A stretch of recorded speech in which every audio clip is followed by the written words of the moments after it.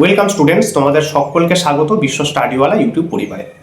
আজকে মূলত যে বিষয়টি নিয়ে তোমাদের সামনে আসা, সেই বিষয়টি নিয়ে তোমরা অনেকেই মেসেজ করেছো, অনেক কমেন্ট করছিলে।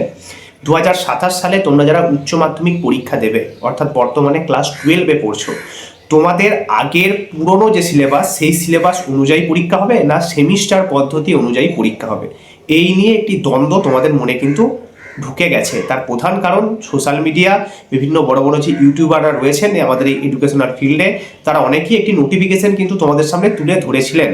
যেই নোটিফিকেশনটি প্রায় ভাইরালি হয়ে গিয়েছিল।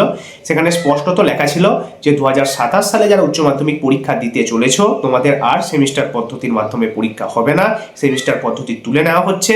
আগের যে সিলেবাস, সেই সিলেবাস অনুযায়ী পরীক্ষা হবে, মানে ওই একবার টেস্ট পরীক্ষা আর একবার ফাইনাল পরীক্ষা, এইভাবেই উচ্চ মাধ্যমিক চলবে। এই নোটিফিকেশনটি কিন্তু প্রায় ভাইরাল হয়ে গিয়েছিল। কিন্তু এই নোটিফিকেশনটি West Bengal Council of Higher Secondary Education, মানে পশ্চিমবঙ্গ উচ্চ মাধ্যমিক শিক্ষা সংসদের তরফ থেকে জারি করা হয়নি। তাদের অফিসিয়াল ওয়েবসাইটে কোনো নোটিফিকেশন আমরা কিন্তু পাইনি। ক্লিয়ার? এর পরিপ্রেক্ষিতে West Bengal Council of Higher Secondary Education, মানে পশ্চিমবঙ্গ উচ্চ মাধ্যমিক শিক্ষা পর্ষদ এবং তার সভাপতি অর্থাৎ পার্থ কর্মকার বাবু একটি নোটিফিকেশন কিন্তু জারি করেছেন এবং স্পষ্টত এই বিষয়টিতে কতটা সত্যতা আছে সেটি কিন্তু জানিয়ে দিয়েছেন।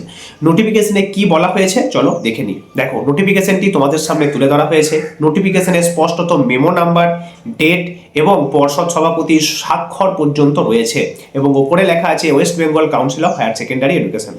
আগের যে নোটিফিকেশনটি ছিল সেখানে কিন্তু কোনো মেমো নাম্বার ছিল না। ক্লিয়ার?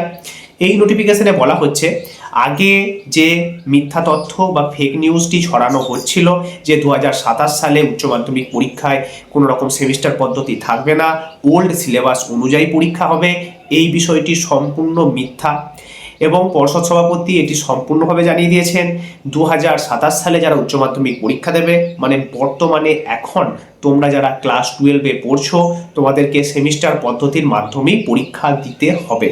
অর্থাৎ ক্লাস 11 মানে একাদশ শ্রেণীতে তোমরা যেভাবে দুটি সেমিস্টারে পরীক্ষা দিয়ে উত্তীর্ণ হয়ে ক্লাস 12-এ ভর্তি হয়েছো, ঠিক সেইভাবেই তোমাদের ক্লাস 12-এও কিন্তু দুটো সেমিস্টার পরীক্ষা হবে এবং দুটি সেমিস্টার পরীক্ষা তোমাদের দিতে হবে। এই সেমিস্টারের উপর ভিত্তি করেই কিন্তু তোমাদের রেজাল্ট তৈরি হবে। ক্লিয়ার?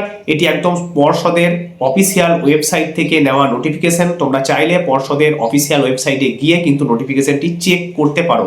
2 তারিখ এই নোটিফিকেশনটি কিন্তু পর্ষদের তরফ থেকে জারি করা হয়েছে।